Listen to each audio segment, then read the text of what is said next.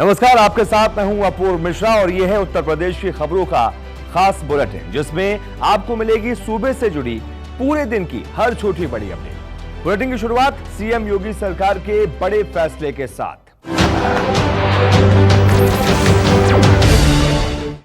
UP में जल्द free wifi मिलने वाला है। चुनाव से पहले योगी सरकार ने यह अहम फैसला लिया है जो सीधे युवाओं का ध्यान खींचने वाला है। सीएम योगी आदित्यनाथ ने 17 शहरों के 217 लोकेशन पर फ्री वाईफाई की सुविधा देने का ऐलान किया है, जिस पर काम भी शुरू किया जा चुका है। उत्तर प्रदेश में अगले साल होने वाले विधानसभा चुनाव से पहले सूबे की योगी आदित्यनाथ सरकार ने प्रदेश वासियों को फ्री वाईफाई देने का मन बनाया है। योगी सरकार राज्य भर के 17 शहरों के 217 लोकेशन में फ्री वाईफाई सुविधा उपलब्ध कराने जा रही है। एक आधिकारिक बयान में सरकार की तरफ से कहा गया है कि इन स्थानों में ग्रामीण और शहरी स्थान शामिल होंगे। जानकारी के मुताबिक बड़े शहरों में 2 जगहों पर फ्री वाईफाई लगाया जाएगा, जबकि छोटे शहरों में 1 लोकेशन पर ये सुविधा उपलब्ध कराई जाएगी। ये सारे 17 शहर नगर निगम वाले शहर हैं। खबर के मुताबिक जिन शहरों में वाईफाई लगाया जाएगा उनमें लखनऊ, कानपुर, आगरा, अलीगढ़, वाराणसी, प्रयागराज, झांसी, बरेली, सहारनपुर, मुरादाबाद, गोरखपुर, अयोध्या, मेरठ, शाहजहांपुर, गाजियाबाद, मथुरा, वृंदावन और फिरोजाबाद शामिल है। राज्य सरकार ने आगे कहा कि bus stand, court, railway station, block और रजिस्ट्रार कार्यालय जैसी जगहों पर यह सुविधा होगी। बता दें, सरकार पहले से भी राज्य में कई लोकेशन पर फ्री वाईफाई सर्विस दे रही है। जहां कहीं भी इसमें दिक्कत या परेशानी है उसे ठीक करने के ऑर्डर भी दिए जा चुके हैं। जिसको अपनी प्रॉपर्टी जब्त करवानी हो वही गलत काम करे। एक कार्यक्रम को संबोधित करते हुए सीएम योगी आदित्यनाथ ने हुड़दंगियों को सीधी चेतावनी दी है। उन्होंने साफ साफ कहा कि अब यूपी में कोई गलत काम नहीं कर सकता है। जिसको अपनी प्रॉपर्टी जब्त करवानी हो वही गलत काम करे। उत्तर प्रदेश के मुख्यमंत्री योगी आदित्यनाथ ने अपराधियों को एक बार फिर कड़ा संदेश दिया है। बुधवार को उन्होंने कहा कि यूपी में जिसे अपनी प्रॉपर्टी जब्त करवानी हो वो गलत काम करे। यहाँ सीएम योगी यूपीपीएससी द्वारा चयनित आबकारी निरीक्षकों को नियुक्ति पत्र वितरण कार्यक्रम में शामिल हुए थे। सीएम योगी ने दावा किया कि उनकी सरकार पारदर्शिता से भर्ती प्रक्रिया को कर रही है, लेकिन इसे बेहतर बनाए रखने के लिए उन्हें छात्रों का भी सहयोग चाहिए। योगी ने कहा कि निष्पक्ष, पारदर्शी और शुचितापूर्ण तरीके से ये भर्ती हुई है। उत्तर प्रदेश लोक सेवा आयोग की ओर से नव चयनित आबकारी निरीक्षकों को नियुक्ति पत्र प्राप्त होने की हार्दिक बधाई और शुभकामनाएं। सरकार की व्यवस्था अनुशासन और परिश्रम से चलती है। हमारा कार्य जनता की सेवा करना है। हम जनता के मालिक नहीं है, जनता हमारी मालिक है। प्रदेश के युवाओं से मेरी अपील है कि वो किसी के बहकावे में न आए। सीएम योगी आदित्यनाथ ने आगे कहा कि आज कोई गलत नहीं कर सकता। जिसको अपनी प्रॉपर्टी जब्त करवानी हो वो गलत काम करे। हम लोगों ने प्रदेश में बेहतर कानून व्यवस्था के लिए हर संभव प्रयास किए हैं। नतीजतन प्रदेश में निवेश आया और इंफ्रास्ट्रक्चर डेवलपमेंट के कार्य हुए। इसके तहत 1,61,00,000 से अधिक युवाओं को नौकरी और रोजगार से जोड़ने में सफलता प्राप्त हुई है। यूपी को छोड़कर कोलकाता जाने वाले मुनव्वर राणा के बयान पर योगी के मंत्री ने पलटवार किया है। राज्य मंत्री आनंद स्वरूप शुक्ला ने कहा है कि जो देश के खिलाफ खड़ा होगा मारा जाएगा।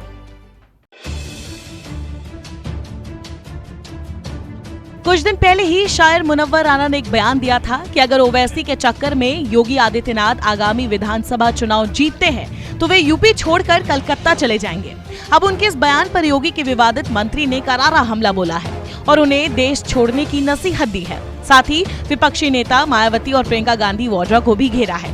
दरअसल आनंद स्वरूप शुक्ला का कहना है कि जो भी भारतीयों के खिलाफ खड़े होंगे वो एनकाउंटर में मारे जाएंगे। 1947 में जो मुसलमान साजिश के तहत भारत में रुके थे कि भारत को फिर बांटेंगे और टुकड़े करेंगे, उन्हीं में से मुनव्वर राणा भी एक है। मुनव्वर राणा को उनके परिवार के लोगों के हम लोगों ने हमेशा बयान देखे हैं और निश्चित रूप से एनकाउंटर में वो लोग मारे जाएंगे जो भारतीयों के खिलाफ खड़े होंगे, चाहे वो जो हों। और जो यह बात कह रहे हैं कि उत्तर प्रदेश छोड़ना पड़ेगा, निश्चित रूप से समय आ गया है उन सारे लोगों के लिए जो इस साजिश में थे।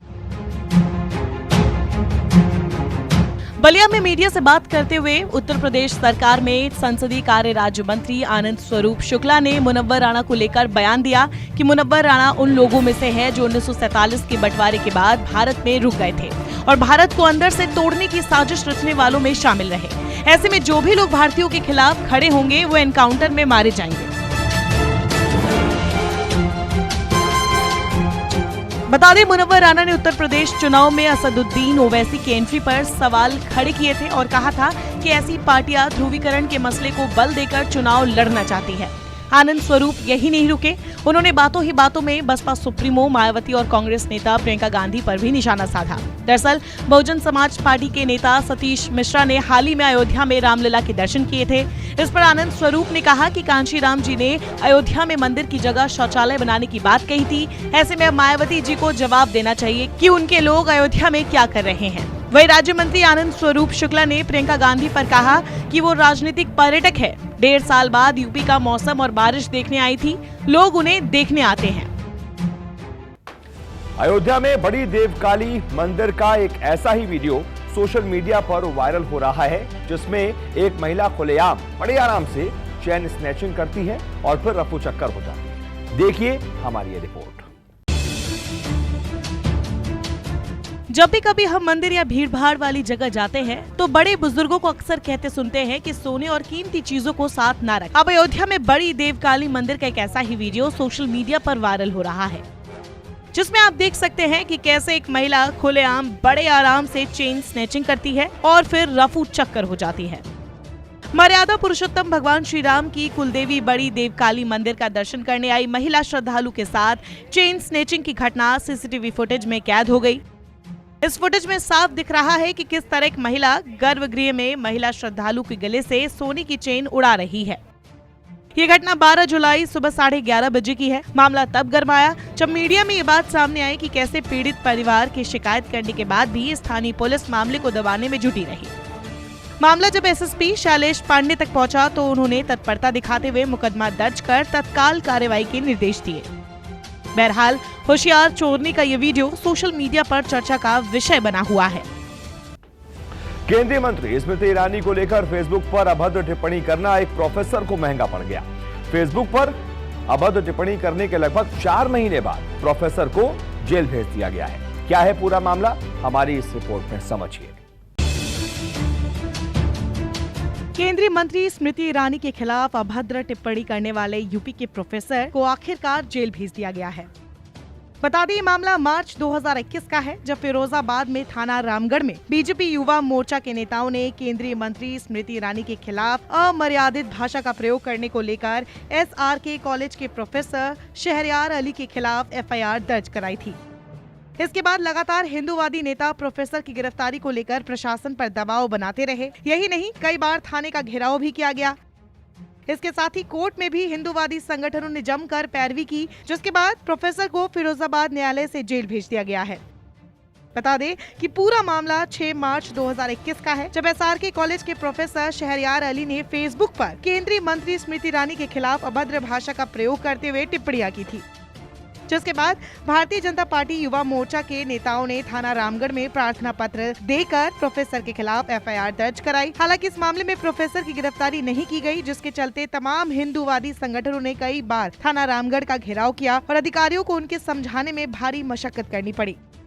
हालांकि हिंदूवादी संगठन के लोग न्यायालय में पहुंचकर पैरवी करने लगे। इस मामले में इलाहाबाद हाईकोर्ट से राहत न मिल पाने के कारण आरोपी प्रोफेसर शहरयार अली ने कोर्ट में सरेंडर कर दिया।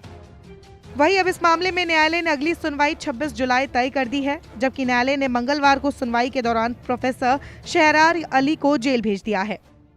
बता दें, बवाल होने के बाद प्रोफेसर शहरयार अली ने कहा था कि उसका फेसबुक अकाउंट हैक कर लिया गया था, लेकिन इलाहाबाद हाईकोर्ट ने 25 मई को अली की अग्रिम जमानत याचिका खारिज करते हुए कहा था कि यहाँ ऐसा कोई तथ्य दिखाने को नहीं है जिससे पता चलता हो कि याचिकाकर्ता का फेसबुक अकाउंट हैक कर लिया गया था।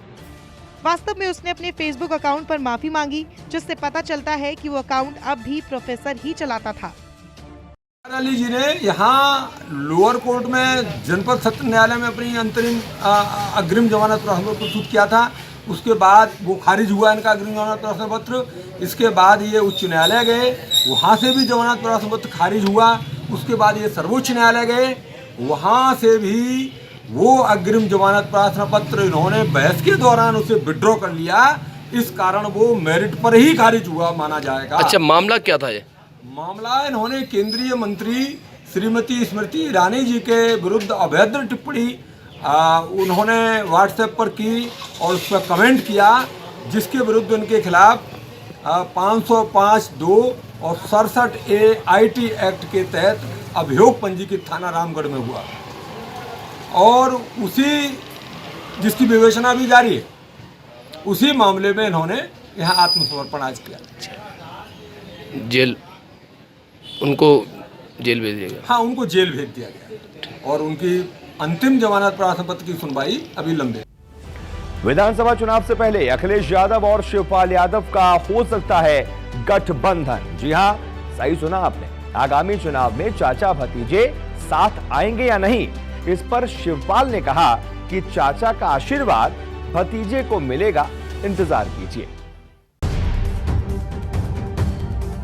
उत्तर प्रदेश विधानसभा चुनाव 2022 को लेकर राजनीतिक दलों ने तैयारी शुरू कर दी है।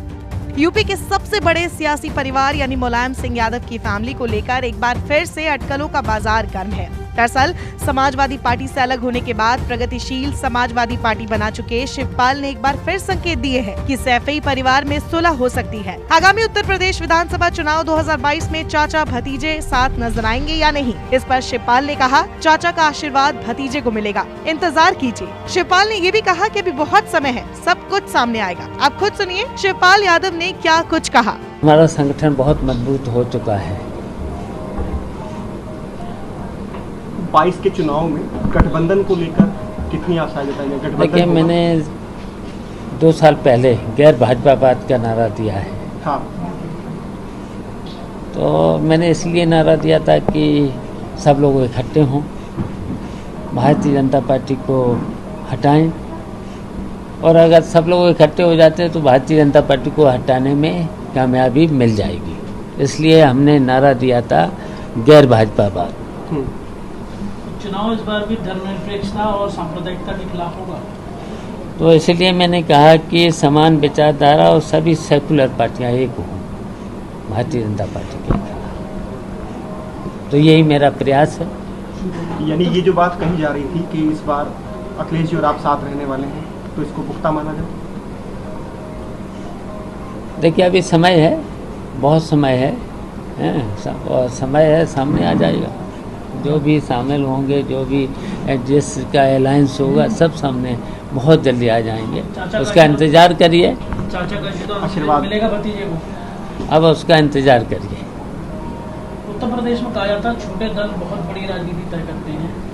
अखिलेश जी को देखा गया है कि वो सभी छोटे दलों के साथ बातचीत लगातार कर रहे हैं, पर आपका तो खैर परिवार का मामला है।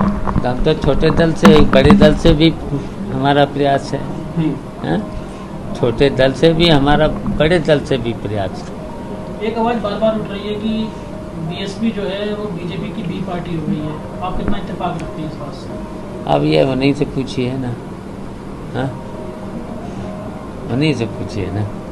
अब मुझे क्या पता, मैं तो गैर भाजपावाद का जो नारा दिया है, सभी समान विचारधारा, सभी सेकुलर पार्टियां साथ हो जाएं।